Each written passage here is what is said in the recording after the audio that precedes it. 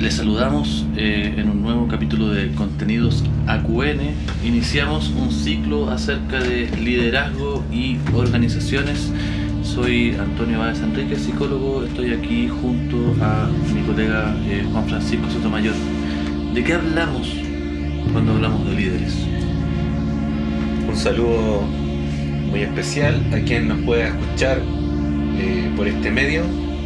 Nuestra sesión de hoy, entonces, vamos a dedicarnos a desmenuzar y profundizar entre las distintas palabras o conceptos que se confluyen para dar vida a la idea de líder. ¿De qué hablamos cuando hablamos de un líder? ¿Qué es un líder? ¿Qué es una persona con liderazgo? ¿Por qué ha surgido la figura del líder en nuestra historia? ¿Para qué nos sirven los líderes? ¿Para qué tenemos líderes? Y posteriormente podemos ir adentrándonos en los distintos tipos que hemos podido observar y las distintas formas desde las cuales se puede ejercer un liderazgo. Primero podríamos partir diciendo que un líder es una persona activa mentalmente, físicamente. Es una persona que tiene interés por algo, una persona que primero se moviliza a sí misma para hacer algo, vale decir, una persona quieta, desmotivada, que no tiene una pasión que lo movilice, que no tiene un interés que desarrollar, una actividad que desarrollar, difícilmente va a movilizar a otros o va a tener el interés de movilizar a otros en una dirección. Entonces, primero el líder, teniendo esta característica de tener un interés, una motivación y una movilización personal por cualquier área de interés, podría empezar luego movilizar a otros, podría empezar a motivar a otros y a interesar a otros en aquello que esté haciendo. Eso sería el comienzo para poder hablar de una persona que se considere un líder. Eso después de desarrollar esta actividad, de volverse apasionado por algo, de hacerlo con alguna expertise, es muy probable que encuentre a otras personas con las cuales comunicarse y poder enseñarle lo que está haciendo. A partir de ahí tenemos como una semilla primigenia de lo que podría considerarse un liderazgo. A corta edad uno puede ver niños en la educación, en los colegios, en los jardines infantiles, que movilizan a otros niños.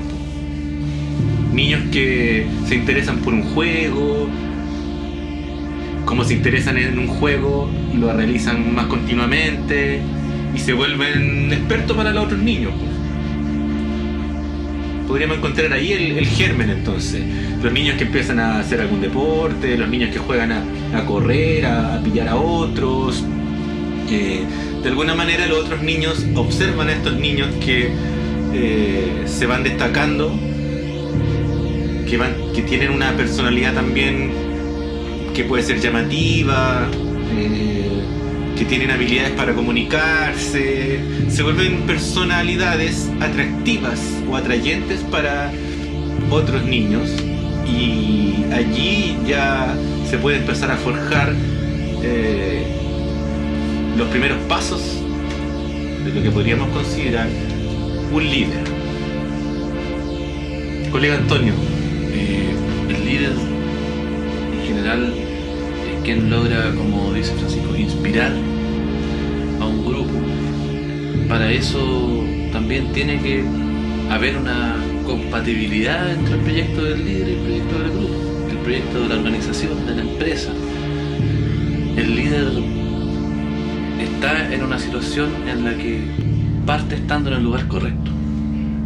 O si está en un lugar adverso, tiene alguna misión particular con el lugar que le resulta adverso. No es necesario que un líder se sienta tan a gusto, sienta que está haciendo la epopeya de su vida en la organización, en la empresa, sino que más bien va a tener va a ser inevitable que actúe con liderazgo, porque es parte de su ética en general de cómo mover las situaciones humanas.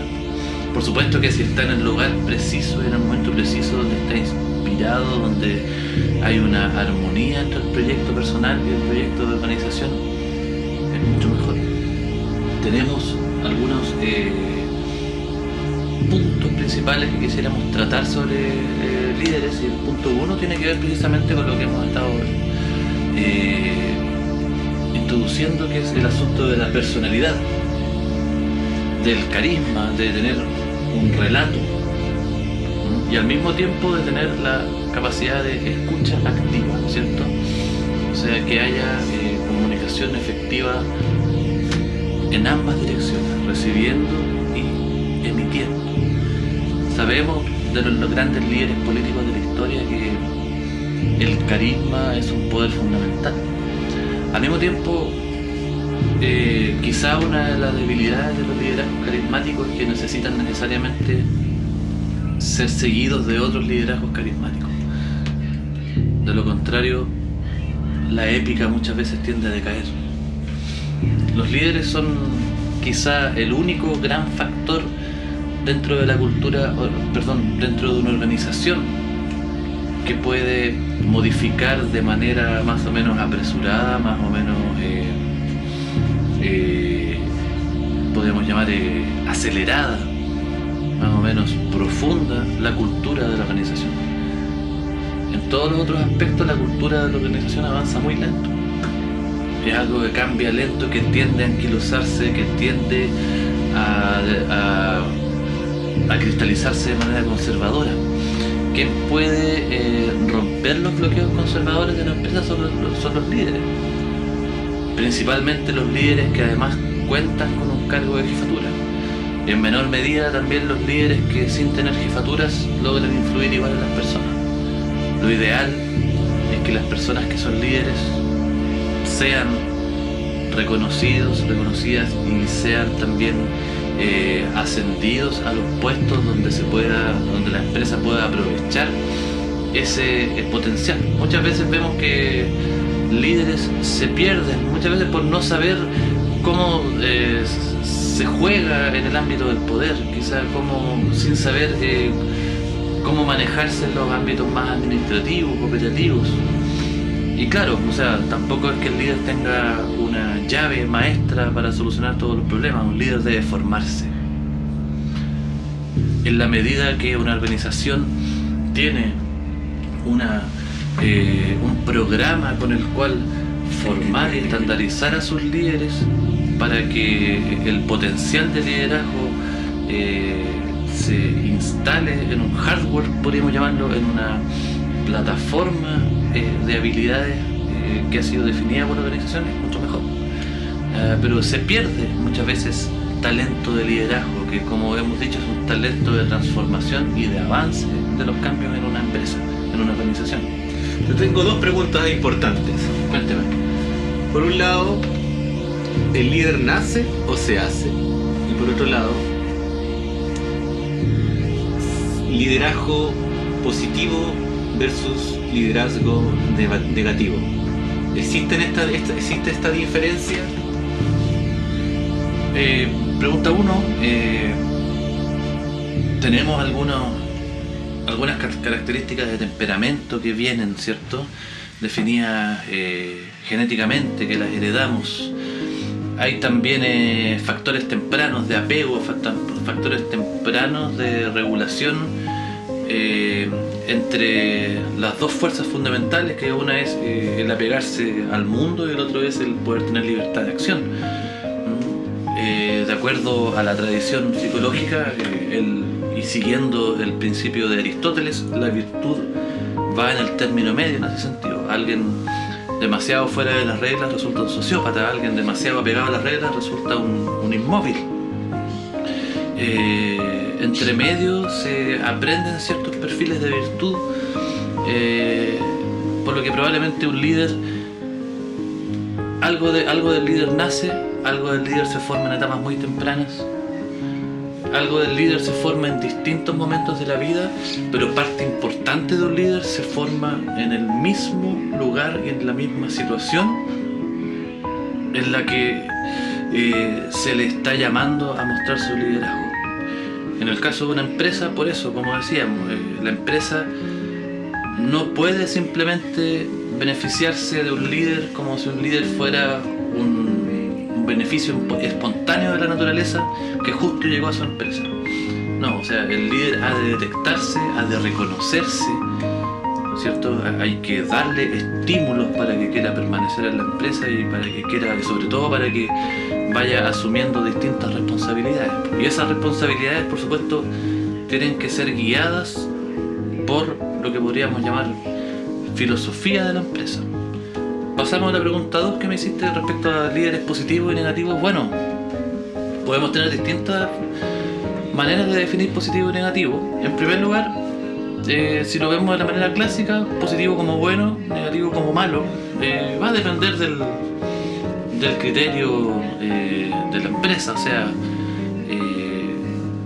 probablemente, generalmente se habla de un mal líder que logra manipular las situaciones humanas, las situaciones de grupos humanos para su beneficio y en desmedro del bien común o en desmedro de los procesos comunes en el caso de una empresa. O sea, alguien que logra influir en los demás pero para escalar el mismo, pero no necesariamente para hacer crecer la empresa, la organización. O un líder positivo que en cambio lo que hace es quizá también posicionarse, quizá también influir con mayor o con menores, con anunciarse más o menos, me refiero, con dejarse ver o no dejarse ver, que lo vean venir o que no lo vean venir, pero beneficiando a la empresa. Ahora, a la empresa, organización pública, privada, como sea. Lo otro es que poder ver líder positivo o líder negativo en el sentido de positivo como algo que se agrega, algo que se pone, o negativo, algo que se quita, algo que se sustrae. Y ahí probablemente un líder óptimo puede tener tanto características positivas o negativas, siendo ambas buenas. Ojo, esa es la diferencia. O sea, hay características negativas buenas que no son negativas de malas, son negativas en el sentido de que quitan algo. Por ejemplo, hay algunos liderazgos que pueden basarse en quitar estrés. Ya que ocupas la palabra quitar, yo te lo quiero plantear de esta forma. El líder de una banda que asalta bancos, ellos quitan algo, ellos roban algo, pero sería distinto, lo podríamos ver desde distinta perspectiva al líder de esta banda asaltante de bancos en comparación con el líder de un equipo de fútbol. Claro, a ver, en el sentido de que uno se dedica a una actividad que podríamos decir es perjudicial para la sociedad, y en cambio el otro se dedica a una actividad que podríamos considerar que es beneficiosa socialmente. En otro sentido podríamos pensar que ambos son líderes positivos dentro de los objetivos de cada situación. O sea, si resulta bien el asalto al banco, dentro de su moral está bien, dentro de la moral de la sociedad no, pues serían líderes negativos. O sea, una manera es verlo moralmente, positivo o negativo en el sentido moral. Otra es positivo o negativo en el sentido de que se pone o se saca algo de los procesos. No siempre el organizar los esfuerzos de personas tiene que ver con poner, sino que a veces con sacar. ¿Sacar qué? Por ejemplo. Por ejemplo, mira, hago el paralelo con cuando se mezcla música, cuando mezclas música en pistas y tienes, por ejemplo, la guitarra en una pista, el bajo en una pista, la trompeta en otra pista, la voz en otra pista, la batería en otra pista. Si tú los pones todos con el máximo volumen, no hay armonía. O sea, hay armonía, pero no, el sonido no es el mejor. O sea, el sonido se logra a partir de matices, y los matices en general tienen que ver con sustraer algo, con bajarle un poco para que suene mejor. A veces los instrumentos musicales se aprecian mejor no cuando se tocan lo más fuerte, sino que cuando se tocan en su nivel óptimo. También hay un nivel óptimo del esfuerzo. O sea, si tú sobrecargas de esfuerzo a tus trabajadores, a las personas que están en tu equipo, no vas a lograr el mejor resultado. ¿Por qué?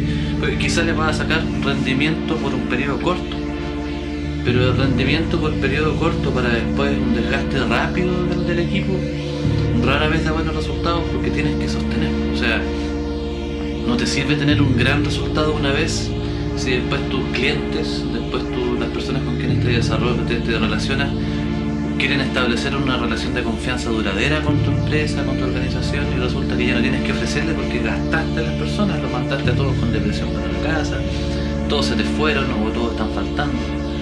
Pasó, por ejemplo, con Sampaoli, que sí, ganó una Copa América, es cierto, pero reventó tanto a la generación dorada que ya la generación dorada duró un par de años más. Alcanzó a ganar la Copa Centenario, menos mal que hubo otra Copa América al año siguiente, si no quedamos con la del 2015 nomás. Y después los grandes astros, Sánchez, Vidal, yo quizá yo excluiría en cierta medida a Charles Aranguis, que es un poco más disciplinado, pero la gran mayoría de la generación dorada se gastó rápidamente como jugadores y se gastaron moralmente como personas también. No en el sentido que andan haciendo algo malo, sino que en el sentido más amplio de la moral, o sea, del sentido de la consistencia de tu filosofía personal. Se gastó la filosofía personal de Vidal, se gastó la filosofía personal de Alexis, se gastó la filosofía personal de Medel, que en su tiempo era un ejemplo de esfuerzo. Era como un arquetipo del esfuerzo, un arquetipo de la meritocracia, y después se convirtió, bueno, hoy en día no ha logrado sostener ese arquetipo. Es interesante al respecto. Qué bueno que llegamos al ejemplo del fútbol. El ejemplo del fútbol nos brinda muchos modelos de liderazgo, y en este caso que tú has destacado en la época en que estuvo Jorge Sampaoli, podríamos hacer una comparación también con lo que fue el liderazgo de Marcelo Bielsa en la selección chilena, que si bien personas que yo conozco y trabajaron con Marcelo Bielsa hablan de que él era un obsesivo, que era una persona muy exigente a la que era difícil seguirle el ritmo. Incluso Marcelo Bielsa se fue a vivir a Juan Pinto Durán, tenía un departamento ahí. Entonces hay volviendo a lo que decía Aristóteles de la justa medida, debiese haber una justa medida entre que yo te exijo como jugador o trabajador, pero dentro de los límites que no me permitan fundirte o quemarte o dejarte ya extraerte tanto tu energía, dejarte lesionado y después que ya no me vaya a servir para otro momento, o también exprimirte moralmente, pensando en esto de que el fin justifica los medios. Bielsa, por lo menos en su discurso y en su forma de trabajar, destacaba bastante esto del proceso, que el proceso sea limpio, de no acortar el camino para llegar al éxito, que había que hacer el recorrido. Cuando hace esta analogía de la rosa o de la flor que está en el medio del jardín, claro, que llega de César Luis Menotti, claro, que si tú cortas pero él citaba a Menotti, si tú tomas el camino corto por el medio del jardín, vas a llegar rápido a la flor, pero vas a pisar el jardín y vas a romper el resto de las flores. Pero si te vas por la tangente, por el borde, haces el camino largo, vas con cuidado, vas a llegar al mismo lugar donde está la rosa, pero con otro medio, sin destruir en tu paso por el jardín. Bielsa también hablaba respecto del bien común. Él decía que cuando estás en la posición de líder, la verdad de lo que el líder diga importa mucho menos que el bienestar común. A pesar de que uno, si lo incluimos la faceta moral, podríamos decir que mentir es negativo. Mentir sería algo no aceptable moralmente, no bueno. Pero Marcelo Bielsa destaca en ese caso que si esa mentira que el líder le transmite a sus empleados o a sus dirigidos les permite aumentar su bienestar común, sería una herramienta totalmente válida para ejercer un liderazgo.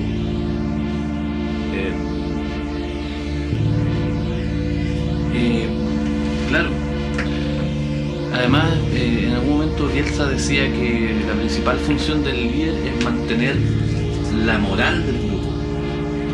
Y ahí la moral del grupo. Ahí ya la moral estamos ante otra acepción de la palabra, ya no moral como lo bueno o lo malo, sino que la moral como la integridad del ánimo del grupo. O sea, que el grupo no pierda la motivación, no pierda cierto sentimiento de dignidad propio, o sea, cierto sentimiento de dignidad que se siente en cada individuo, pero en cada individuo en el sentido que es parte de un grupo. O sea, muchas veces cuando se habla de mojar la camiseta con la empresa, en general estamos muchas veces transfiriéndole al trabajador, a la trabajadora, la responsabilidad del líder. Por supuesto que hay responsabilidad individual en el trabajador y la trabajadora, pero el líder es el que forma y el que ayuda sobre todo a crear la necesidad de ponerse una camiseta, o sea, de hacerse parte individualmente y efectivamente de un proyecto, porque se logra hacer coincidir valores. Para eso tiene que haber escucha activa en el líder. El líder debe escuchar cuáles son las configuraciones de valores de cada una y cada una de las personas de su equipo. O sea, debe conocer, tiene que tener una relación individual con cada persona. Por supuesto, si es un líder que lidera miles de personas, eso se vuelve menos probable, pero si logra que sus subalternos y los subalternos compartan esa filosofía, de todos modos se vuelve una característica de la empresa en sí misma, no solamente del líder, del CEO, no solamente del gerente, sino que de cualquier líder que esté operando en la empresa, porque la empresa tiene una filosofía de jefatura. Pero si el líder de masas, un líder político, un presidente, podría ser diferente, o sea, sí tiene que conocer a esos millones de personas, no individualmente, tal vez sus necesidades, como lo podría hacer un líder de un equipo deportivo o un líder dentro de una empresa, pero el líder político que logra movilizar a millones de personas sí debe conocer necesidades comunes que tengan esas personas, debe conocer algo con lo cual pueda resonar su mensaje con esas personas que lo siguen. De otra manera, cómo esas personas se van a sentir identificadas con ese líder, motivadas con seguirlo, y es porque ese líder debe representarlos, que estas personas digan: oh, yo me siento representado por lo que dice esta persona, él está cerca de mis necesidades. En ese caso también debería tener un conocimiento de lo que representa en común a una masa grande. Claro, como del espíritu de la masa, del espíritu popular, si se quiere. Claro. En el caso de un gerente de empresa, en el caso de un jefe de local, en el caso de cualquier tipo de líder, tenga o no una jefatura, por supuesto que su habilidad para escuchar no solo las necesidades, sino que también los sistemas de valores que tienen las personas, le va a ayudar para devolver un relato que logre cautivar y que por tanto haga que las personas se comprometan afectivamente en una pega. Eso no viene así como así, o sea, las personas que llegan a trabajar a tu empresa en rigor quieren las lucas, ya sea pública, privada, quieren las lucas para vivir, no los puedes culpar, por eso lo harías tú. Cometemos un error cuando pensamos que los trabajadores deberían llegar a la empresa a comprometerse al 100%. No saben bien a qué comprometerse, o sea, ellos, en primer lugar, otra cosa es que, claro, que lleguen con la disposición de trabajar, por supuesto, pero es una ventaja para los líderes, es una ventaja para la empresa, para la organización, poder tener la oportunidad de configurar desde cero la filosofía que se quiere transmitir a la persona. En ese sentido, la escucha activa es fundamental y la relación lo más personalizada posible en distintos niveles de líderes. Otra cosa también tiene que ver con lo que hablábamos hace un rato respecto a que no es necesario gastar al máximo los recursos energéticos, los recursos de motivación de las personas, como no es conveniente hacerlo con ninguna máquina. O sea, sea de la industria que sea, usar una máquina al máximo de su capacidad es reducirle bastante la vida útil y por tanto aumentar los gastos de inversión que en algún momento hay que hacer. O sea, ¿cuántas veces usted tiene que reemplazar una máquina? Y los seres humanos también somos máquinas homeostáticas, máquinas con necesidades, pero máquinas al final, o sea, en el sentido que nos gastamos. Tenemos un límite, pero sí hay también cierto nivel óptimo que tiene que ver con el estado de flujo, con la motivación, que no es un nivel de desgaste, no es un nivel de explotación sobrecargada, sino que es más bien una especie de intensidad crucero de trabajo del ser humano que incluso le da bienestar. Y eso se ha de alcanzar a partir de la reducción de ciertos esfuerzos. O sea, ¿y cómo podemos reducir ciertos esfuerzos? Y esa reducción de esfuerzos también implica ahorro en inversión, ahorro en gastos de operación para las empresas, mediante la ciencia, mediante la investigación y desarrollo. Lo que antes lográbamos hacer con 200, poder hacerlo con 50. Lo que antes un ser humano hacía trabajando 10 horas, que lo puede hacer con 3. Por algo existe la palanca, por algo existe la polea, por algo existe el Excel, por algo existe la inteligencia artificial. O sea, necesitamos trabajadores humanos, trabajadoras humanas, porque necesitamos a alguien que se haga responsable, alguien que haga el visado humano a que las cosas se estén haciendo bien. Pero hay muchas cosas que ya podemos pedírselas a la máquina, o hay muchas cosas que no necesariamente tienen que ver con cibernética, con computadores, sino que con maneras de hacer las cosas más fáciles, menos pesadas, tirando un poco por la borda esta idea de que hay que matarse trabajando, que hay que gastar al máximo los recursos, que si no te esfuerzas al 100%, o sea, recuerdo alguna vez, hace varios años, trabajando en el área educación, de hecho con AQN hemos diseñado algunas, hace tiempo, plantillas de automatización en Excel. Si quieren pueden contactarnos y les podemos ayudar, les podemos ofrecer una solución a su empresa si quieren hacer eso. Algunas plantillas de automatización de informes para poder trabajar con datos, de evaluaciones cognitivas, de evaluaciones de orden educativo, que pudiera además generarnos informes elegantes, bien formateados, para que estuvieran en las carpetas de documentación de las instituciones educativas. Y resulta que esa pega que en general se hace a pulso en los colegios, en distintas instituciones, muchas veces con falta de ortografía, lamentablemente, paradójicamente, de personas que trabajan en educación, se puede hacer, y que se trata de la emisión de cientos, a veces miles de informes, se puede hacer de manera más automatizada, creando por supuesto una muy buena plantilla que cumpla con todos los estándares técnicos, que no sea simplemente pedirle a la IA que haga algo aleatorio. Esto no fue inteligencia artificial, esto es inteligencia humana aplicada a Excel nomás.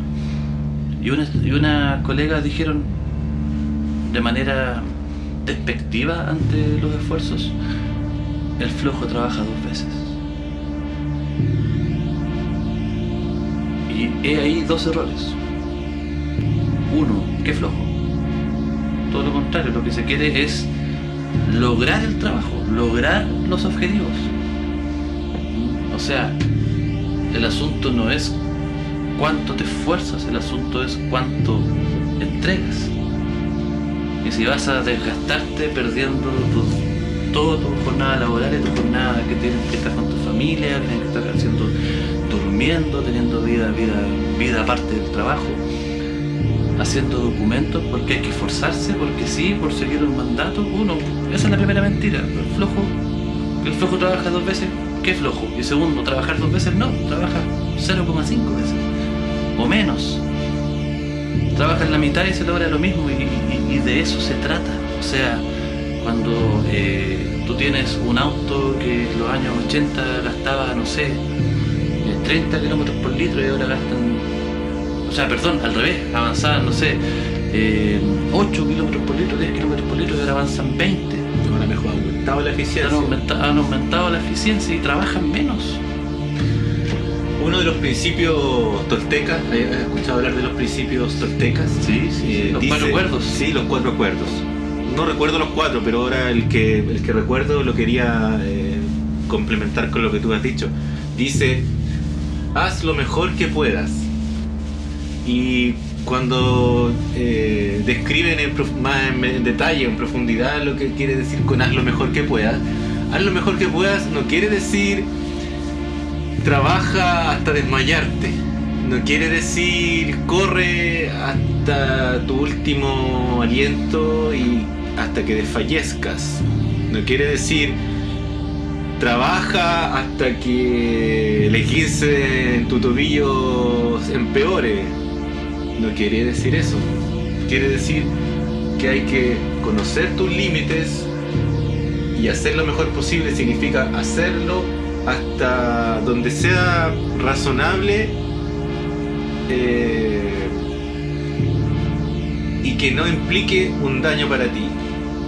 Por supuesto. Porque lo mismo que tú estás diciendo, el jugador que juega infiltrado o el trabajador que, debiendo tomarse un descanso, sigue trabajando, arriesga una lesión mayor, y esa lesión mayor implica una ausencia mayor de sus labores por no haber sabido gestionar su esfuerzo, por no haber sabido gestionar su cuerpo, o también haber sabido gestionar su mente. La carga mental también influye mucho en que las personas colapsen psíquicamente y necesiten un tiempo fuera. ¿Y todo por qué? Porque han buscado adaptarse a condiciones que son de una exigencia mayor. Otro elemento importante que tú también destacaste, y dentro de lo que habíamos definido en la pauta previa a este podcast, son los aspectos comunicacionales del líder. Hemos hablado un poco de la personalidad del líder, y ahora hemos entrado también en lo que se refiere a los aspectos comunicacionales, que son una de las partes importantes para nosotros como psicólogos. Entonces destacaste que el líder debe saber escuchar, la escucha activa. Y esta escucha activa, para quienes no han escuchado o aquellos que no conocen el concepto, está compuesta de otros elementos, de varios elementos, como por ejemplo el contacto visual,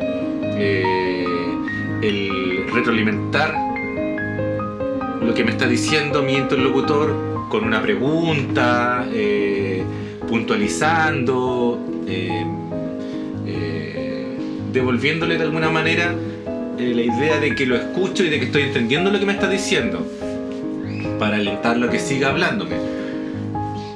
Entonces, una parte es esa escucha activa y otra parte comunicacional también. Bueno, la escucha activa tiene que ver con eso, que al agregar la parte activa no es una escucha pasiva, no es escuchar para no decir nada, no es solamente escuchar en silencio y no generar una bidireccionalidad en esa comunicación. Esa escucha activa se debiese complementar también con lo que nosotros conocemos como comunicación asertiva.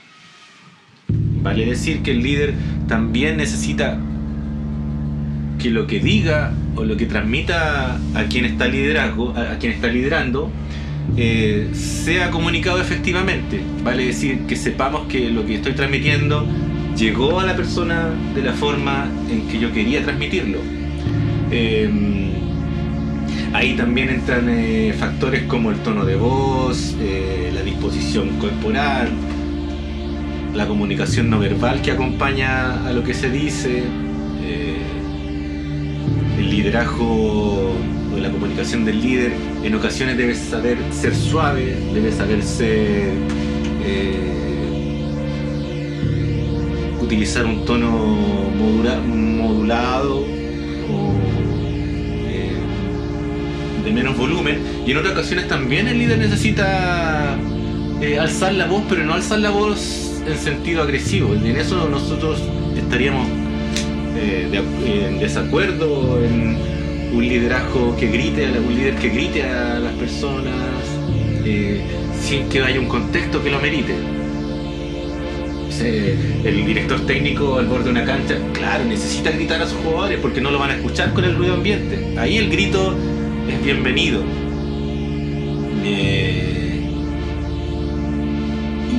Y ese grito no debiese ir acompañado de alguna falta de respeto, porque en ese caso el líder está transmitiendo un mensaje que no es el correcto. Claro, además de que no es necesario estar aleonando. O sea, se aleona a quien necesitas que haga algo fuera de lo ético. Necesitas aleonar si quieres que alguien mate a otra persona, si quieres que alguien salga a pegarle a otra persona. Lo conviertes en un león. Sí, tiene que ver el aleonar en el fútbol, en el deporte, muchas veces viene bien, porque es un juego, porque ahí en el competir de alguna manera, si eres parte de una empresa en la que compite con otra, que tiene que ir a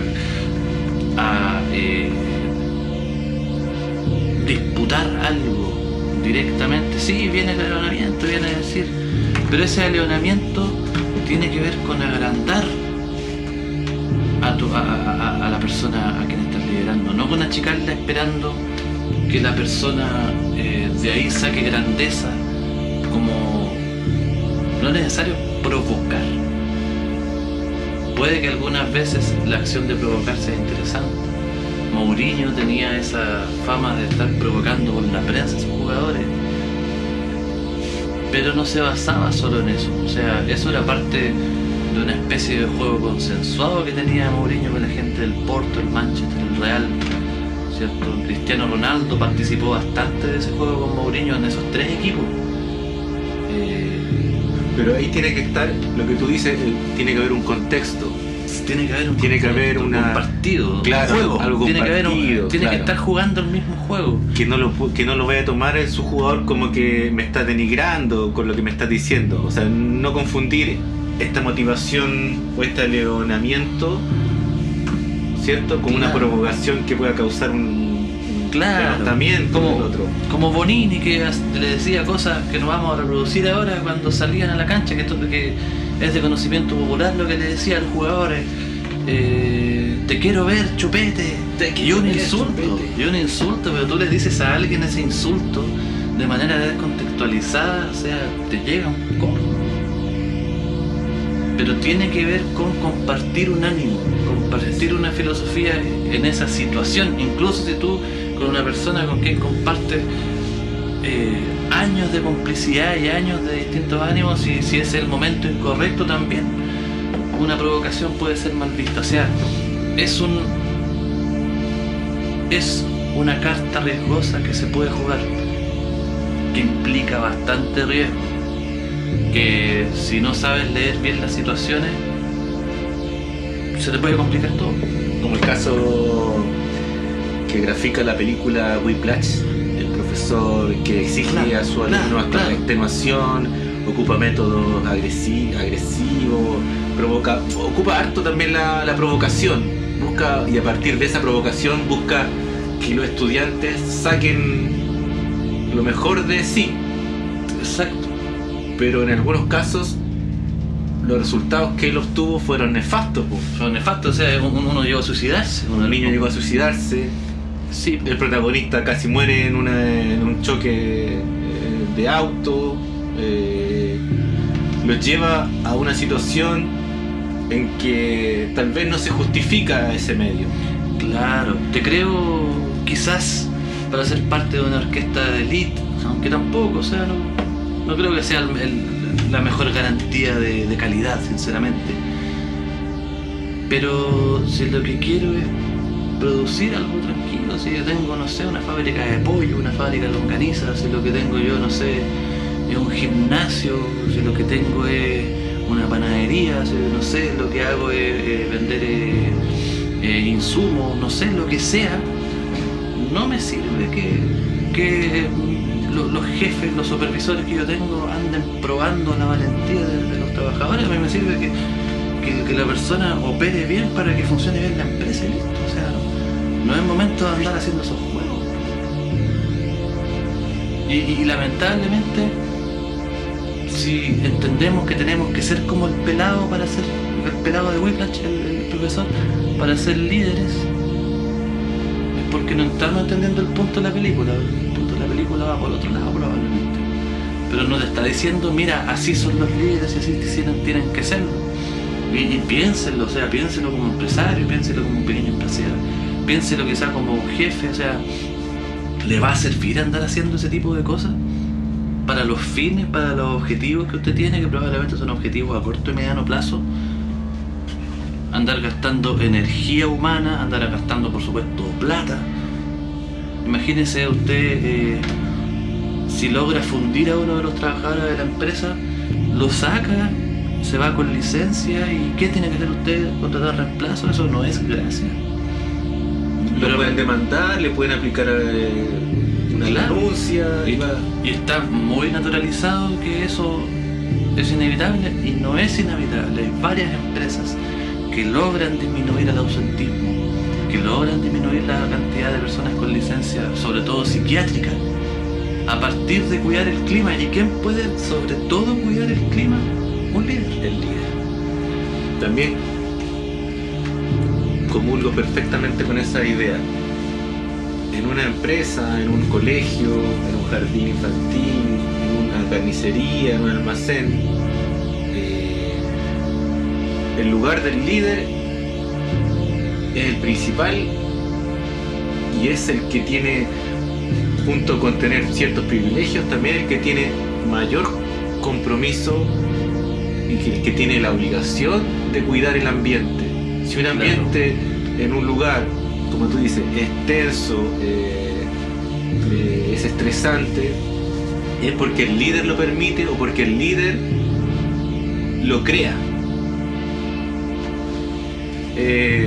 Ya, vamos tiro. Después yo corto eso. Ya, pues porque el líder lo crea.